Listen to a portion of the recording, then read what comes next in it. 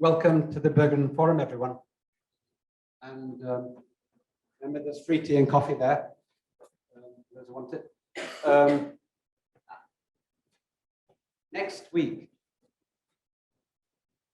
we have a very interesting Bergen Forum. Meredith Neal, Professor of Sociology, is going to be giving a talk on abortion, whose opinion matters, which is a very topical subject, of course, because of recent Supreme Court rulings. So that will be very interesting. Today, we're really happy to have John D'Angelo, Professor of Chemistry, who all of you know, and he is giving a talk entitled "It's Nobel Prize Week: The History and Inequity of Alfred Nobel's Prize." So thank you, John. All right, thank you, Emers. Everything should be working now. Am I coming through the speakers? Everybody can hear me okay? Usually don't really have an inside voice, so hopefully I won't yell into the microphone. So thank you, Emers, for the introduction and also for the flexibility with the schedule of allowing me to be this week, because this is the week that the Nobel Prizes are being announced.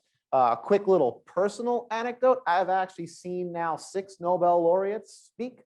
2 of them I saw before they were awarded the prize. I saw Jean-Marie Len back when I was a graduate student at UConn. He was invited for one of their major lecture series. I saw David Macmillan before he was awarded his Nobel Prize, and I've actually cooked for that guy. I am one of the kind of late night grill captains at the Gordon Research Conference, and he was there one of the times that I was cooking. Also, Bob Grubbs, cooked for that guy too. I'm probably the only person in Allegheny County who can say that I have cooked for 2 different Nobel Prize winners, and it still doesn't get me a better parking spot at work.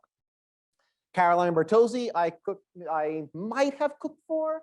I don't remember exactly which Gordon conference she was at. I was not always the captain. I was always one of the runners, but I might have cooked for her. But much more cool about her, I learned from Kerry last night as we were chatting about it, that she was actually has a Rage Against the Machine connection. She went to Harvard at the same time that Tom Morello did, and they were friends. They were in a band together while they were at Harvard together, to the point that Tom actually congratulated her for her Nobel Prize and posted a picture of her from their days together at Harvard when she was in the band with him. K. Barry Sharpless, that K stands for Carl. For whatever reason, he goes by his middle name rather than by his first name. And I've seen him talk a number of times too. He is a little bit nuts sometimes. He is a little bit infamous for making bathroom comments at people's seminars. And I actually heard him make a bathroom reference during one of his seminars and at a national meeting. It's not like it was something that was a closed type thing. It was at a national meeting that he did this. And also Roald Hoffman. I've even actually gotten close enough to this dude that I shook his hand.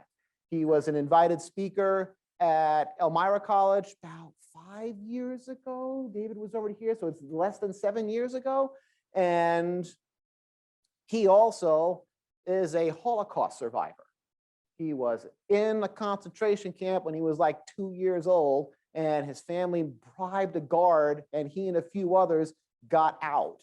And his father was actually later executed at the camp because he was arming some of the other prisoners. And so I do like some of these really cool, kind of personal stories about some of these winners as well. And how about that for a life? Survive one of the worst things humankind has ever done to each other, and then follow that up with winning a Nobel freaking Prize. That's pretty damn cool. He also spoke here. I think it was 2000 or 2001. Garrett might remember when he gave the Scholes lecture. It was really early on. One of the first 2 or 3 Scholes lectures was given by Roald Hoffman. This year's awards. Monday, the award for physiology or medicine was announced, and that went to Svante Pääbo, I think is how I want to pronounce that name. It's Swedish. I don't know how to pronounce that A with those little dots on the top of it. He was awarded the Nobel Prize for his discoveries concerning genomes of extinct hominins and human evolution. Physics was awarded to these 3, Elaine Aspect, John F. Clauser, and Anton Zellinger, for experiments with entangled photons, establishing the violation of Bell inequalities, and pioneering quantum information science. That's a mouthful for sure. Yesterday was chemistry. That was for Caroline Bertozzi, Morton Eldal, and that was Barry Sharpless's 2nd Nobel Prize, and they were awarded that for the development of click chemistry and what is called bioorthogonal chemistry, which Caroline Bertozzi basically invented from the ground up. Thursday, that's of course today, was literature, and that was awarded to Annie Ernaux, and that was for the courage and clinical acuity for which she uncovers the roots, estrangements, and collective restraints of personal memory. Tomorrow will be the award for peace, and then Monday will be the award for economic sciences, which technically speaking is not really a Nobel. It is a Sveriges Riksbank Prize in economic sciences in memory of Alfred Nobel, and it's every bit treated like a Nobel Prize. And so those are the announcements that are still pending. So why just those topics? He doesn't really say. That is, Nobel does not really say in his will why it's just, or his prize was just for chemistry, physics, physiology, or medicine, peace, and literature. So speculation abounds. The simplest answer seems to be that those are the ones that he was just simply interested in, at least with respect to the three science ones. And in a little bit, when we talk about why he created them, I'll address maybe why he actually did peace and literature.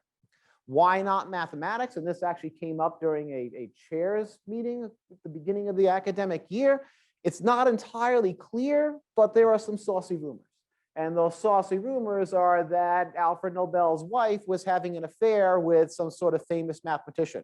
And Nobel was concerned that if he endowed a prize for mathematics, that this famous mathematician would end up getting the award. That's actually demonstrably false because Alfred Nobel never was married. And it's a little bit difficult for your spouse to cheat on you if you don't have a spouse. And so that one is kind of demonstrably false, but it's not really at all clear why there's no prize for mathematics. One of the kind of counter questions I would have is, okay, fine, what do you want them to delete? Or do you want them to dilute all of the awards by having one more? I don't really know the answer to that question, but we can talk in circles about that forever. There is no award in mathematics. On that same kind of line, you could also ask why there's no biology. And I suspect he kind of probably considered biology to be covered with the physiology or medicine award. Remember, this was 120 some odd years ago, almost 130 years ago, and physiology or medicine was a whole lot more a simile or metaphor for biology than it perhaps is today, where the lines of biology and chemistry are a whole lot more blurry now, even adding medicine to that.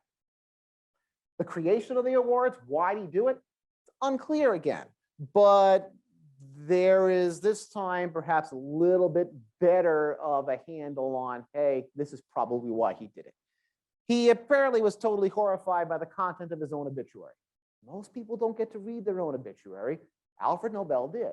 Alfred Nobel got to read his own obituary because a newspaper accidentally published his obituary when his brother died. And in that obituary, Alfred was referred to as the merchant of death. And he was referred to as the merchant of death because of the way his invention that earned him his millions and millions ended up being used in war. And so he invented a stabilized form of dynamite. And that is something that was then used for every bit as much ill as good. And in an attempt to try to rehab his image, allegedly anyway, he created these prizes. And if that is true, including something like peace makes a whole lot of sense, doesn't it? Because now he's trying to show, no, I'm actually a peaceful, gentle dude. I'm endowing this huge prize for peace and the arts, because I threw literature in there too. And so I think that there's a whole lot of credibility to that claim. It's supported by the fact that the version of his will that creates the award was published or was written, signed after the death of his brother. So I think that holds water. Initially, it created a scandal, and especially in modern times with how much of a scandal it often is with only the figurehead of a research group, at least for the sciences, winning the Nobel Prize, where all the people who did the actual work don't get the damn prize. It's somewhat appropriate that The creation of the award itself created a scandal. The reason why it created a scandal is his surviving family wasn't exactly impressed with his decision because they didn't get any of the money, or they got a much smaller share of the money. It took so long to work things out that it was actually several years before the first Nobel Prize was awarded after Nobel's death. And so how about that? Scandal right out of the gate before things could even really get started. So what are the rules for the Nobel Prize? First, there's absolutely no limit to how many awards one individual can win. Nobody's ever won 3. I don't think it will ever happen, mostly because the volume of work you've got to do just to win 1, much less 2, is pretty heavy. It's pretty large, and being productive for long enough to win 3 just seems like a long shot to me. Some have won multiple awards, and we'll see a list of people who have won multiple awards in a little bit. There are no longer able to be any posthumous awards, at least from 1974 on. So from that point on, there are no awarding of posthumous awards, but we'll see in a bit that there's actually a pseudo exception made. For each discipline, and by discipline I mean the 6 award areas, chemistry, physics, etc., only 2 topics can be awarded in any one year.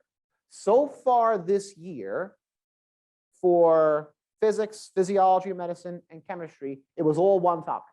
But there are other years where there's more than 1 topic that has been awarded within that discipline. So only 2, though, a maximum of 2 can ever be awarded. And it has to be never any more than 3 total people for any one discipline. So that means that this can happen in a couple of different ways, right? More than a couple. But we can have 1 topic, 3 people. You could have 1 topic, 1 person, 2 topics, 2 people, or 2 topics, 1 plus 2. Those are the different ways in which you can have a Nobel Prize be awarded. What's the general timeline for these things? First off, September is when a call for nominations goes out. And we'll talk a little bit in a minute about who can make nominations. By January 31st, and that date's going to be important later on in the talk, the deadline for nominations is set. From March to June, they start consulting with experts, and they do whatever discussing and debating they're going to do about who is going to be awarded the Nobel Prize. From June to August, report writing begins with recommendations to the committees that actually then make the final decision. In September, these deciding committees receive those final reports and make whatever deliberations they're going to go and do. And then in October, there's a majority vote, and then the announcements are made. Then December is when the ceremony is held. And they give people a medal, there's probably a whole lot of clapping, and the people give some sort of lecture about it. Oftentimes, the lectures focus on the actual science. Other times, it focuses on other things, like I've actually read a couple of the lectures for a project I'm working on, and some of them are really dry, some of them are really interesting, and so lots of stuff happens during those lectures. Who can nominate? Who can make a nomination? Who makes oh, wow, let's just say who can nominate, sorry. Not just anybody can make a nomination. So it's not like any one of us can go and send a nomination for the Nobel Prize. That being said, I was sitting in the car when something like that actually did happen. Again, at that conference that I always like to talk about, I was in the car with my PhD advisor, one of his friends, and somebody else who were giving a ride to the softball game. And my PhD advisor's buddy, who is totally oftentimes a knucklehead and always goofing around, always fooling around, just a jokester, understood all of a sudden that the person we were in the car with was part of, I believe it was the Royal Swedish Society, which means that they are one of the people who is allowed to put forth a nomination for somebody for the Nobel Prize. And George's behavior turned on a dime. It was like a 180-degree shift in the direction where he goes, oh, well, here's who I think you should nominate and why. And so like I was in the car when somebody tried to put forth a nomination for the Nobel Prize. And that was actually cool to experience. But not just anybody can do that. Only members of certain societies are able to actually put forth a nomination for the Nobel Prize, at least with regard to the ones that are for the sciences. Also, tenured professors at certain universities are able to put forth a nomination for the Nobel Prize. It's my understanding that Alfred University is not one of them. Former winners are able to also put forth a nomination for the Nobel Prize. That seems like a cool perk to be able to have if you're a Nobel laureate, that you're then allowed to nominate other people to join the club with you. Most clubs work like that. Other scientists at the Nobel Assembly may ask for nominations. So if the Nobel Society ever sent me an email or a letter asking me for nominations, then that instance, I would also be allowed to do that. I don't see them doing that, but that's how I interpret that. Members of governments, that of course is going to be something for just the Peace Prize. We're not going to ask Tom Reed to give a nomination for the Physics Nobel Prize. Unlikely to work that way, but they might allow him to nominate somebody for the Nobel Peace Prize. All right, who makes the decision? It's a little bit different for each of the different fields, right? We wouldn't want the same people making a decision for the Chemistry Prize as we have making for the Peace Prize. We want that to be different because we want people to only be making decisions on fields with which they have expertise to offer. For the chemistry, economic sciences, and physics, it's the Royal Swedish Academy of the Sciences. For physiology or medicine, it's the Nobel Assembly at the Karolinska Institutet, and that's how they spell it on the website, so that's how I spell it on my slide. For literature, it is the Academy in Stockholm. And then for peace, it is the Committee of Five selected by the Norwegian Storting. And so these are the people who actually end up making the final decisions for the Nobel Prize. Some demographics of who has won the Nobel Prize. I have to at least somewhat apologize for using the term Caucasian up there. I didn't really know how else to give just a blunt force trauma impression of that number right there. Those percentages of the people who have won the Nobel Prize that we can basically just kind of bluntly describe as white. And that is a large percentage of the Nobel Prizes. Also, the percent women is heinously small for all of the prizes. The largest one, peace, 17%. That is not exactly representative of the number of women who are working in any of those fields, at least not at this point, and maybe even not at any point. Are those percentages really consistent with what is going on? I feel like some of the numbers are cut off. Do I have all of them? Yep, they're all up there. So looking at all of these, there's a couple of other things that I suspect do jump out at us on the slide. One of them is that there's a whole lot more of these three awards than all of the others. Economic sciences was only started in 1969. So of course, that one's going to be less than all of the others. But there are a lot more awards being awarded for chemistry, physiology, and more medicine, and physics compared to peace and literature. The reason why that is the case is not that every once in a while the awards get skipped. Awards have been skipped on a number of occasions. Usually it's been times of war, World War I and World War II. A lot of award years were skipped.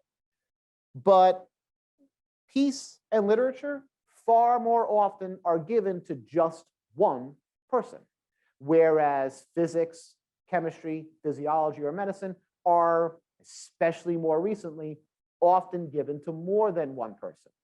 Just going back several slides, physics was awarded to 3 individuals this year. Chemistry was awarded to 3 individuals this year. Literature was awarded to 1.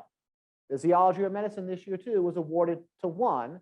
But if we look at the historical data, and I've got tables on my computer that do so, in most of the years in the last 40 or 50 years, maybe 60, it's much more the trend that every year more than one person is being awarded those 3 awards, and only one person is awarded those 2 awards. Economic sciences as well often has more than one person being awarded any given year. I think especially for literature, that makes perfect sense. Literature, when you are a poet or if you are a writer, it's not exactly a collaborative process. J.K. Rowling and J.K. Rowling alone wrote Harry Potter. And so it's not like there was a team of people that were writing that, where each person then contributed something that they get awarded an award. Peace, likewise, is often something that is a bit more of a singular effort. And when it's not a singular effort, the award is usually given to an organization, something like the UN or UNICEF or something like that. And so that's part of why those numbers are just flat out lower than the other ones. It's not some kind of artifact of people doing less worthy work. It's an artifact of the fact that these are more individual efforts than the other awards are. I almost think that might make them worth more, but that's why those numbers are lower. Some other things that I wanted to kind of pick out that I couldn't fit all on one slide for having too many numbers to look at are kind of like the top 5, at least by affiliation, for each field.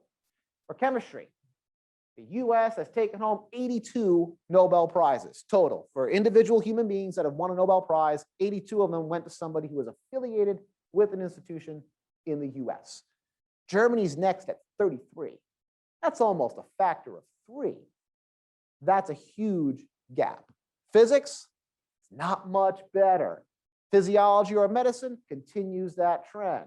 We start to kind of lose some ground in literature, and this year's numbers are not included on this slide or the last slide that we looked at.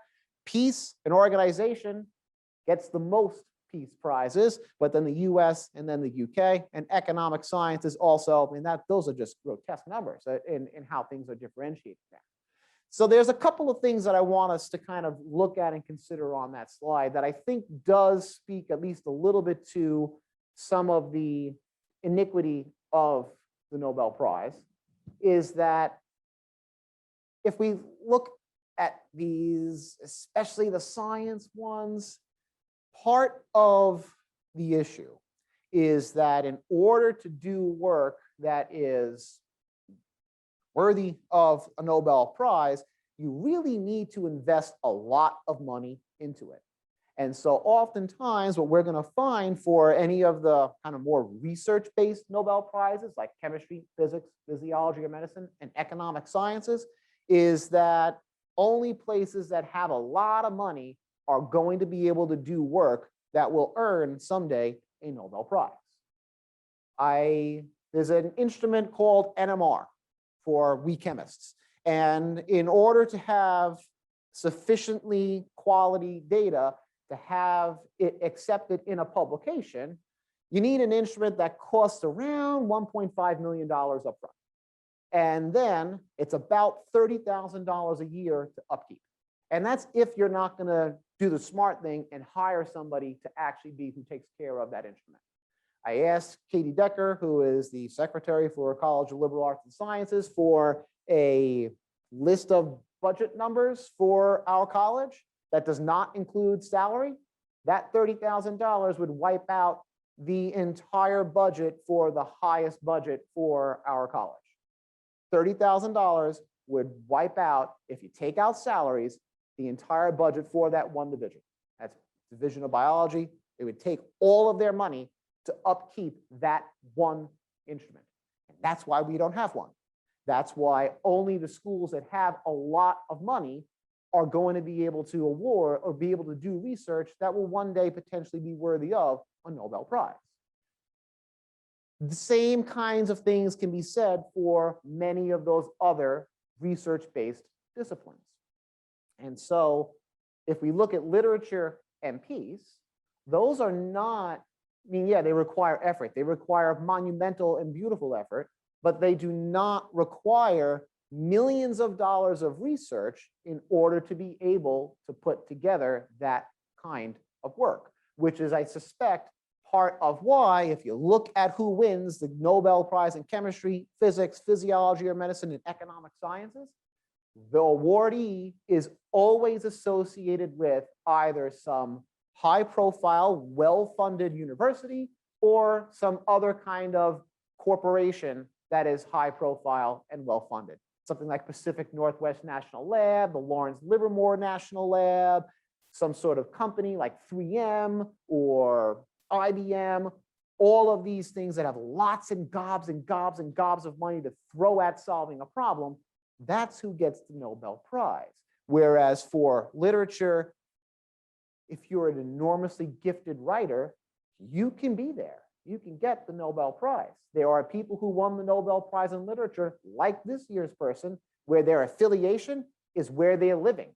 They just live in France. They're not necessarily affiliated with a university or some other corporation. Peace, several years ago, the Nobel Peace Prize was given to 3 young ladies who were attacked because they had the audacity to go to school. And so the Nobel Peace Prize is given to people who stand up for justice. And that does not always necessarily require huge investments from a university or some other corporation. And I suspect that's why, if we think back to the other numbers, peace and literature are the awards that tend to be the most diverse, rather than any of the science ones. That, of course, does bring about or bring up a different problem in society about where things are being funded and who has access to what.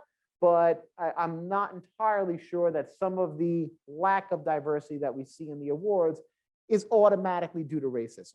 Is it due to other problems that society needs to address? Absolutely. But I don't think that we are trying to deliberately keep certain races or ethnicities or countries from winning the Nobel Prize. At least I don't see any evidence of that. I know that this slide's got a lot of stuff on it, and I don't expect that we're going to try to read everything that's on that slide. But what I've got here is just a list of all of, well, kind of a tally of all of the Nobel Prizes. Yes, that took a lot of time to put together.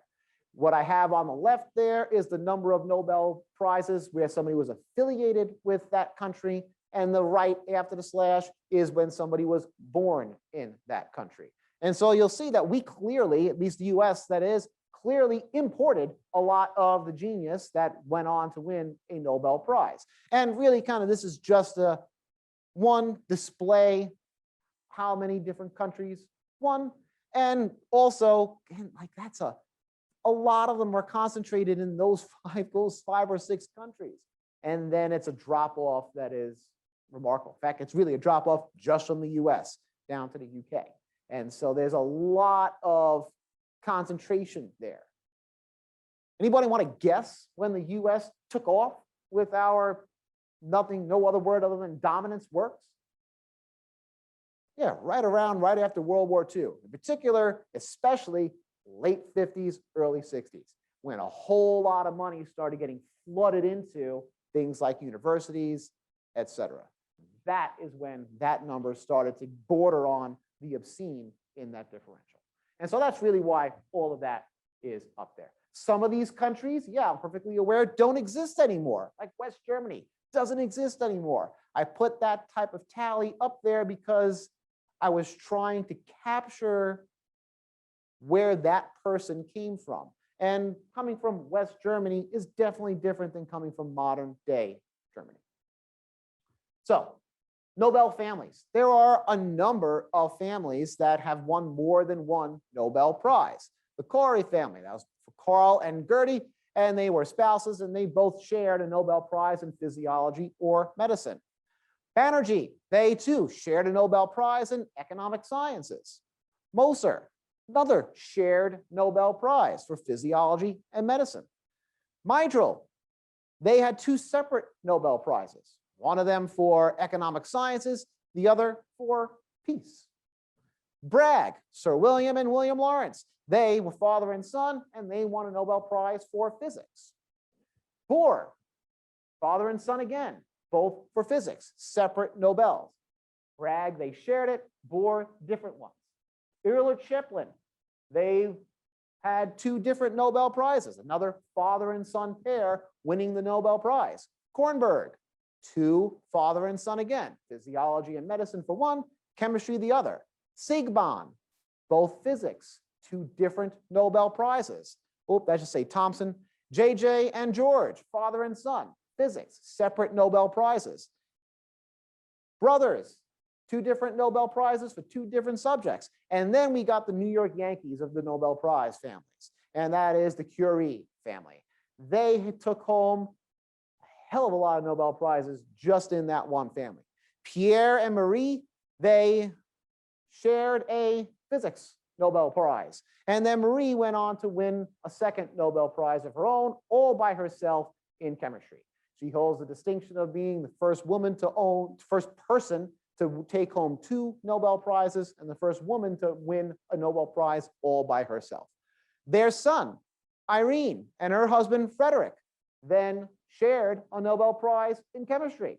And then their other daughter's husband, Henry Lavoisier, represented UNICEF in UNICEF's winning of a Nobel Prize. He didn't win it himself, but he was the person who accepted the Nobel Prize on UNICEF's behalf. And so that's a total of 1, 2, 3, 4, 5 Nobel Prizes for one family. And so, yeah, I'm a Met fan, but even I got to call them the New York Yankees of Nobel families. There have been a number of people who've won more than one Nobel Prize. We added to that list this year. It's a much shorter list than last year, than the last list we looked at. Marie Curie, again, physics with her husband Pierre in 1903, and then chemistry alone in 1911. Linus Pauling won one for chemistry in 1954, and then peace in 1962. He's the first and to date only one to win a Nobel Prize twice alone. His were both solo awards. Frederick Sanger won it in chemistry twice, in 58 and in 80. And then Barry Sharpless won chemistry twice. 2001 was his first one, 2022, this year, literally yesterday, his second award. There have been posthumous awards. It happened 3 times, twice on purpose before the rules were changed. Dag Hammarskjöld was awarded it in 1961 for peace. He was a second Secretary General for the United Nations. And according to things I've read, his plane crash happened under suspicious circumstances. They think it might have been basically assassination or successful assassination. Eric Axel Karlfeldt won the Nobel Prize in 1931 for literature. Each of these died the year they won the Nobel Prize. They died earlier in that year. It also happened a 3rd time on accident. How the hell do you get a Nobel Prize after you're dead on accident? Ralph Steinman won the Nobel Prize in Physiology or Medicine in 2011. It happened on accident because he died 3 days before the award was announced. And as I understand the story, when they actually tried to reach out to him to inform him that he won the Nobel Prize, that's when they found out that he was dead. And at that point, they're not going to go back and try to have a different vote. They went forward with that and said, well, under these extenuating circumstances, we're going to violate our rule of it not being able to be given to somebody posthumously. So what about things that have been proven wrong or that didn't age well? So far to date, there are no Nobel Prizes that have been discredited because of any kind of misconduct. Misconduct from the point of view of scientific misconduct. Behavioral misconduct has happened and always will happen, but unfortunately, but scientific misconduct, no Nobel Prizes have been discredited because of that. David Baltimore kind of came close. He was associated with work that was then found to be based on misconduct, but that was after he was awarded the Nobel Prize, and it was one of his collaborators who performed the misconduct.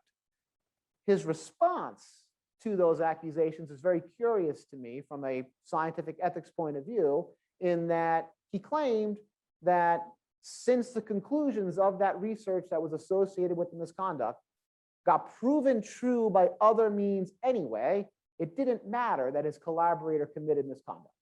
That's a really curious take to have on it, and is probably something we could talk about for hours in and of itself, but that's the closest, to my knowledge, that something associated with the Nobel Prize, somebody associated with the Nobel Prize even, was then associated with misconduct. Johannes Fibiger from 1926, Physiology or Medicine, he discovered this parasitic cancer-causing worm. Turned out, though, that the worm was real, but infection with it did not cause cancer. And this was only found after he passed away. After he had died, further research disproved that conclusion. So, oops, things are going to get proven wrong. That's part of what happens in science, and it's inevitable that something that gets enough attention to earn a Nobel Prize is going to get proven wrong every once in a while. Enrico Fermi, 1938 physics. He demonstrated the existence of new radioactive elements produced by the stuff that ended up leading to the nuclear weapons. Turns out, though, he did not discover new elements. What he instead discovered was a totally new process of chemistry that was going on, totally unforeseeable, and it was only later stuff that actually proved that wrong, and that was done by Otto Hahn. And we'll come back to Otto Hahn in a little bit too. Fermi actually lived to see his stuff get proven wrong and even agreed with the new conclusions. They did the best that they could with the technology that Fermi had and ended up getting proven wrong. That's part of how science works, of course. And what Hahn wanted for was this fission of heavy nuclei. And we'll come back to Hahn in a little bit. Paul Hermann Mueller, 1948, Physiology or Medicine. He found the anti-insect properties of DDT. Why that was for physiology or medicine, I'm not entirely clear on, but its ability to kind of control malaria by controlling the mosquitoes is, I think, part of why it was awarded for physiology or medicine and not something like chemistry.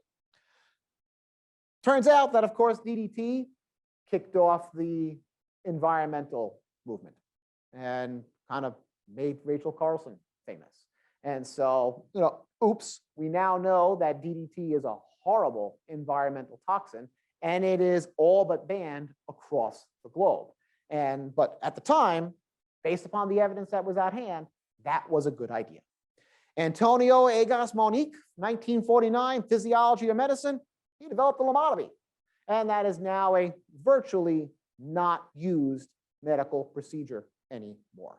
So some of these things don't always age well. Other times, they get proven wrong. There have, as there almost always will be, snubs. Any of us who are sports fans, I'm sure, have been pissed off at some point at who wins a prize like the MVP. This, of course, is like the MVP of scholarship, right? And so, of course, we're going to be upset from time to time at people who get ignored. A few, though, have been pretty grotesque. Lise Meitner being one of them. She was a longtime collaborator of Otto Hahn and even did a lot of experiments with him and contributed to his conclusions for the Nobel Prize. And she was not co-awarded the Nobel Prize. Hard to say why. This was 1940s, so women have definitely before that won the Nobel Prize. Look at Marie Curie winning it twice. And so I don't think that there was any kind of, well, she's a woman, we can't give her a Nobel Prize associated with it. It was during World War II or as World War II was phasing out. And so a lot of her research got shut down for a little while as she hightailed it out of Germany for safer waters. As a Jewish scientist, she wasn't safe in Germany. And so a lot of her productivity stopped. But I think by that point, she had done enough that she should have been co-awarded it with Otto Hahn.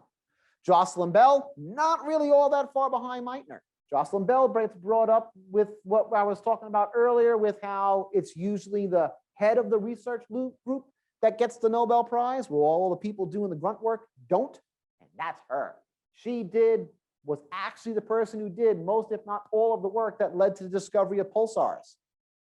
Her bosses got it, she got diddly shit, and that ain't right.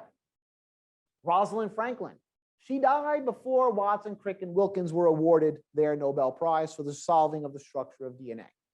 At that point, they could have given out a posthumous award, but they did not. They chose instead to give it to Wilkins. I suspect had Rosalind Franklin been alive still, she would have been given the award, probably at Wilkins's expense.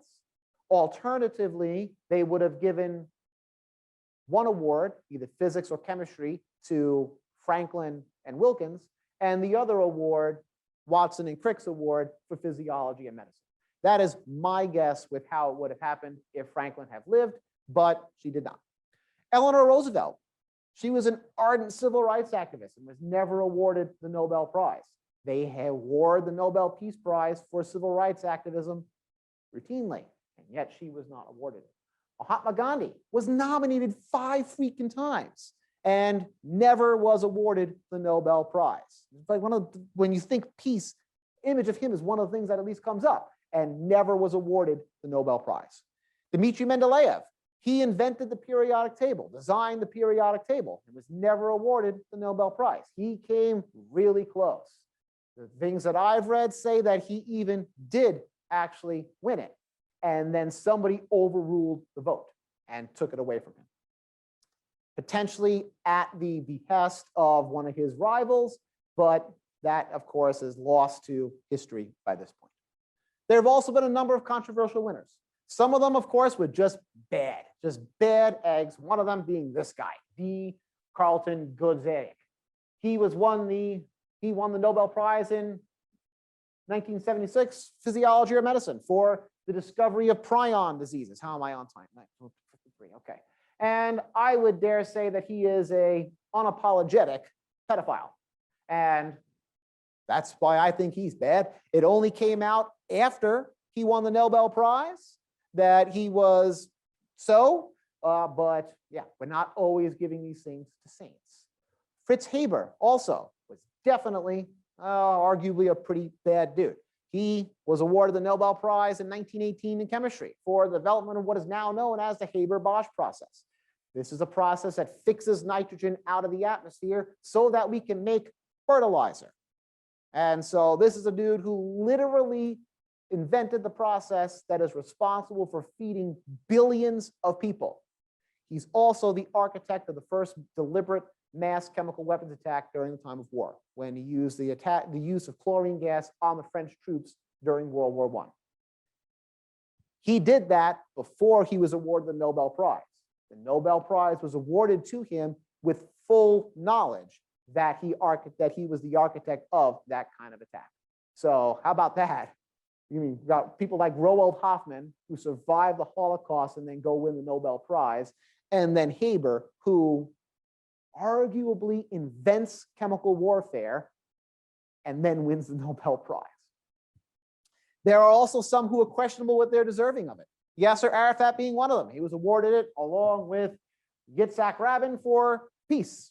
And part of why that is kind of arguable is he literally was like the mastermind of some of the attacks on the Jews that he then wins the Nobel Peace Prize for.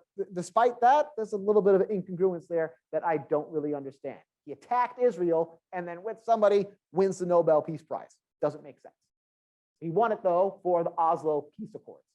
Henry Kissinger with Le Duc d'O was awarded it for 1973 for their work in trying to cool things off in Vietnam. Kissinger accepted his Nobel Prize, though actually declined the prize. He cited the fact that there was still violence and not yet peace, and did not accept the award. Obama's also is one that actually comes under a lot of attack. And part of why it comes under a lot of attack, Peace 2009, is, if you reflect back to the timeline, somebody had to nominate him something like 20 days into his presidency for that. And even like the media at this point questions whether or not enough could have been done to make that deserving. It's actually what, if you search for controversial Nobel Prizes, that's one of the ones that's at the top. Just reporting it, not saying what, if any of these I agree or disagree with, but there are always controversies for that.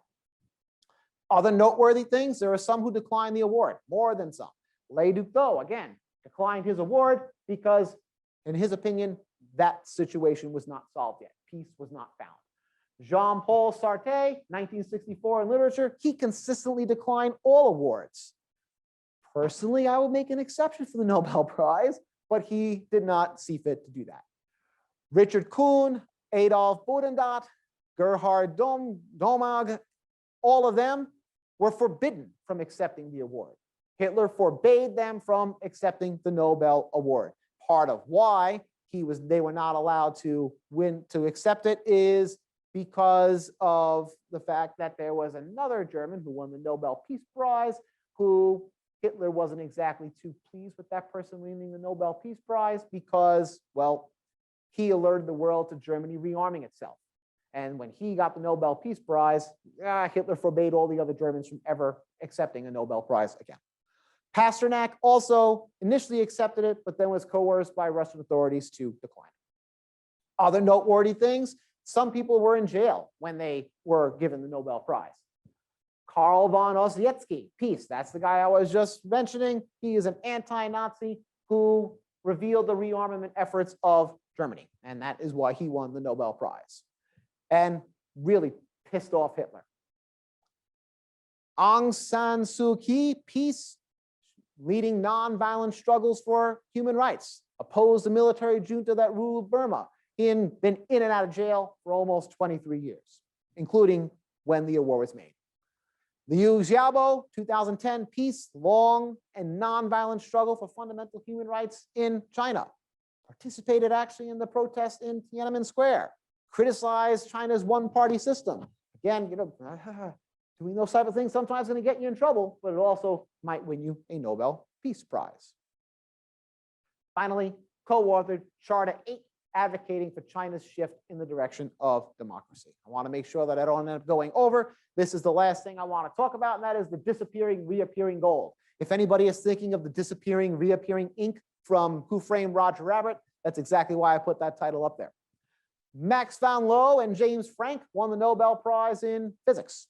And they, at the outset of World War II, sent their Nobel medals out of Germany to a buddy in Copenhagen, Niels Bohr, himself a Nobel Prize winner.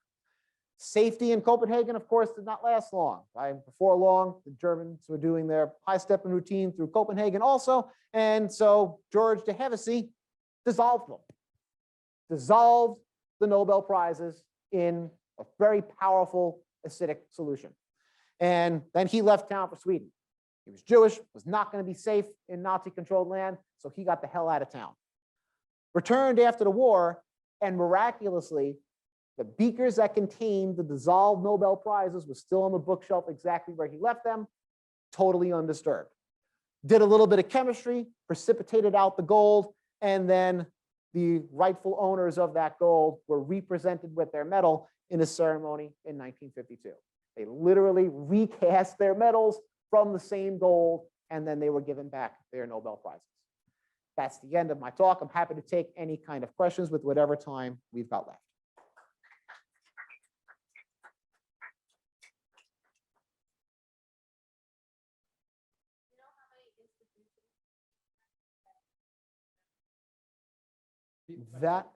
So the question is why, or whether or not I know how many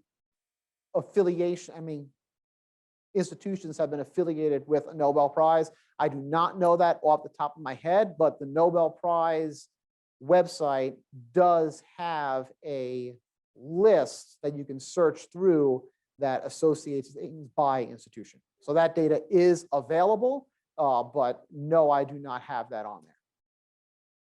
John, there's a question from the chat. I do see that, yep, about why ignore Israeli winners of the Nobel Prize. I do not think any oversight is entirely accidental. I'm curious as to where it's being ignored. I'm trying to go back to the main list here because I remember typing Israel.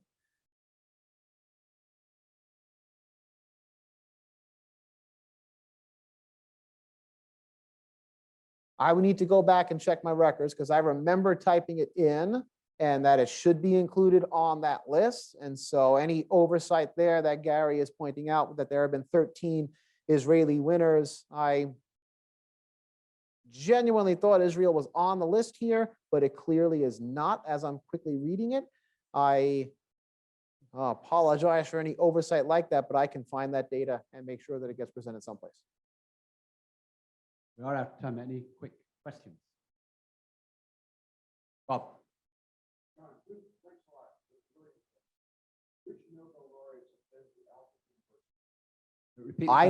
Which Nobel laureates have been to Alfred University is the question. I know of only one, and that is Roald Hoffman, and he is right at Cornell.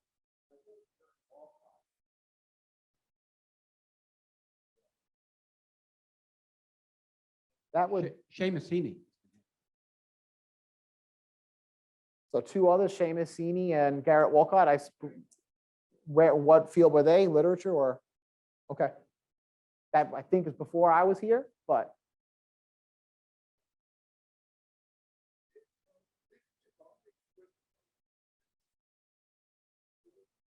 Dubai and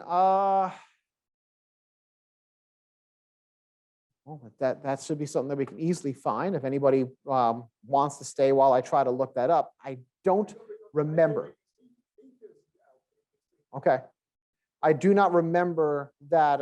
Most of the deep research I've done is for chemistry, but let's see here. Nobel Prize, Physics. Thank you everybody for coming. I hope that I didn't bore you all.